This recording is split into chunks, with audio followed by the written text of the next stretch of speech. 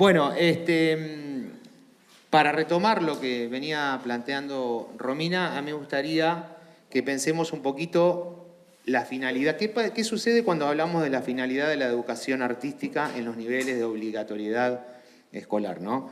Generalmente, cuando nos preguntamos, a veces incluso entre docentes de artística, ¿no? ¿Para qué la educación artística?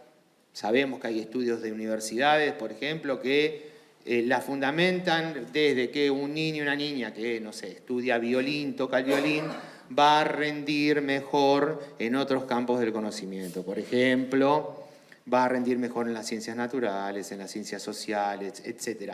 En los campos del conocimiento que a nivel social pareciera ser importantes. ¿Sí? Entonces, tendríamos que replantearnos, a mi criterio, si no, de esa forma no estamos hablando de la educación artística como subsidiaria de, ¿se entiende? Como subsidiaria de otros campos del conocimiento. Sabemos que en la sociedad las áreas artísticas no son tomadas en cuenta con la misma importancia que sí lo son otras. ¿Está bien? Y el arte junto con la ciencia y la filosofía nos ofrecen explicaciones del mundo. Por eso yo entiendo que... ya tengo que apuntar, ¿no? Perdón, ahora sí. Que debemos pensar en esta escuela, en esta nueva forma de hacer escuela, que recién Romina preguntaba cómo nos cuesta otras formas, ¿no? De empezar a fundamentar desde otro lugar la educación artística. No importa qué lenguaje artístico, la educación artística en general. Y por eso me parece importante empezar a entender a la experiencia artística como una forma de conocer el mundo. ¿Sí? Esto me parece crucial. Ahora, ¿cómo conocemos? Conocemos junto a otras, a otros. ¿Está bien? La libertad, entre otros tantos factores, se basa en poder elegir. Es imposible que yo que pueda elegir lo que desconozco. Por eso también es importante que en los primeros años de escolaridad las niñas y los niños recorran los diversos lenguajes artísticos. ¿Sí? No en esto de una hora o que se elija, sobre todo en los primeros años de la escolaridad, ¿no? de los niveles inicial y primario. Que recorran esos diversos lenguajes, ya habrá tiempo para elegir. Ahora, si hablamos de la educación artística como una forma de conocer el mundo, estamos concibiendo a la educación artística como un hecho político. ¿Sí? ¿Para qué? Una forma de conocer el mundo, ¿para qué? ¿Junto a quiénes y para qué? Cuando hablamos de un hecho político, ¿por qué? Porque mediante la educación artística, por medio de la educación artística, conocemos el mundo junto a otros, necesitamos del otro, somos seres sociales y la escuela tiene que ser generadora de espacios, de producciones artísticas, en donde la metáfora, por ejemplo, las diferentes miradas y posibilidades de analizar un hecho estético, nos inviten a la transformación, a ser protagonistas, a nuestras niñas y niños, y a nosotros como profesionales, en la transformación de la realidad. Por eso, insisto, conocer el mundo es un hecho político, la forma del arte como forma de conocer el mundo. Eso implica que la escuela, además, tome las diferentes miradas hoy Romina hablaba del contexto, ¿no? De la comunidad.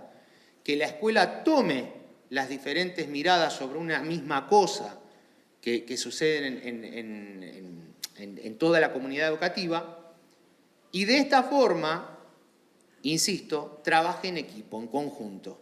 ¿Está bien? Obviamente que esto nos lleva a pensar un paradigma educativo donde el foco ya no esté ni en las docentes ni en los docentes, ni en las chicas ni en los chicos, sino en la relación entre estas partes. Lo agrando. No solo docentes ni estudiantes, sino toda la comunidad educativa. ¿Sí? Estamos hablando de invitarnos a otra forma de poner el foco. ¿Dónde ponerlo? Otro paradigma educativo. Ahora, en ese nuevo paradigma del compartir, del escucharnos, la escuela tiene que, insisto, brindar los espacios para las producciones artísticas donde la metáfora, el lenguaje metafórico sea crucial porque es productor de sentido, va a producir sentido y a su vez va a ser motor del pensamiento crítico. ¿En función de qué? Insisto, de la transformación. Y no la escuela como mera reproductora. Quiero decir reproductor como sinónimo de repetición. Tiene que producir arte la escuela. ¿Sí? Y los protagonistas, las protagonistas ya sabemos quiénes deben ser. Ahora, estas otras formas de hacer escuela nos llevan a este foco que decía, a hablar de algo que... Me olvidé de correr el PowerPoint, pero no importa. Del vínculo, que ahí es donde, a mi entender, se debe poner el foco. En el vínculo.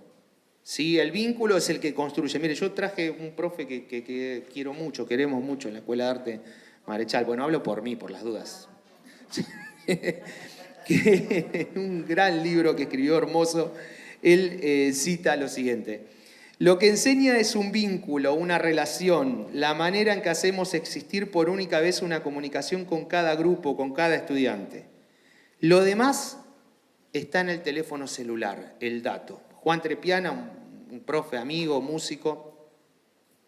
Entonces, en este vínculo, en esta forma de hacer escuela, hoy veníamos conversando con Pedro, con Romina, que otro gran profe, Schiffer, que tuvimos en el profesorado, nos preguntaba cuando, en didáctica, nos decía, cuando ingresaron al nivel inicial, ¿sabían leer? No. ¿Sabían escribir? No. ¿Sabían hablar? Sí. Entonces, ahí empezamos a analizar, a llegar a la conclusión de decir lo que son los aprendizajes significativos, que surgen por dos factores. Deseo y necesidad, o deseo y o necesidad. Como profesionales, como artistas y docentes, debemos generar ese deseo y esa necesidad. Que esas niñas y esos niños deseen estar en esos espacios de construcción, de conocimiento, de entender. Entonces, me parece que tenemos que hacernos muchos planteos, no solo desde los contenidos, sino desde la didáctica. ¿Sí? No podemos enseñar ningún área, no solo lo artístico, ¿no? Para mí es un error grosero enseñar matemáticas hoy igual que hace 15 años. Ni hablar que hace 40, 50, ¿no? En todas las áreas. Digo matemática, perdón, soy docente de matemática, digo de enseñar música, que es mi área, ¿no? O sea, tenemos que entender, y me estoy olvidando, las características y las cualidades de las niñas y niños del siglo XXI. ¿Sí? Paciencia, ¿qué es eso? Sobre todo el contexto que acabamos de la pandemia, ¿no? O sea, sabemos todas las problemáticas que se están presentando en las escuelas. Entonces, tener en cuenta esta generación clic, que está a un clic de todo. ¿Sí? Entonces, todo tiene que ser ya. Tenemos que replantear las estrategias didácticas para atrapar a estas niñas y niños, que a veces, en determinados contextos, la escuela es su única esperanza.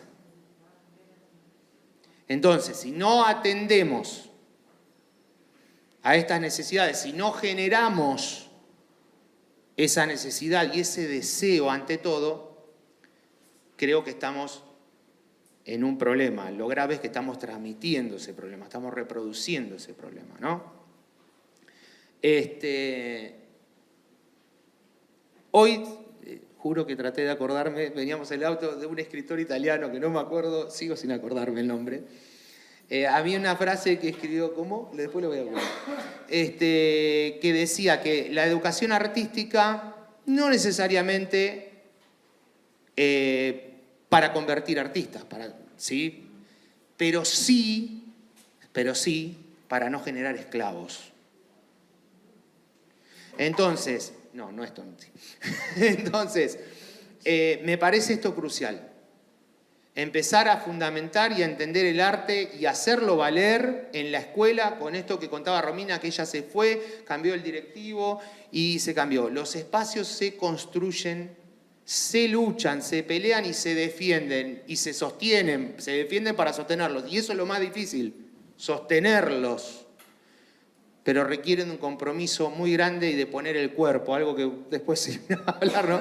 De poner el cuerpo. Así que invito a vivir las artes, a conocer e interpretar el mundo por medio de ellas. ¿Sí? Porque es un derecho y los derechos no se negocian. Así que, gracias.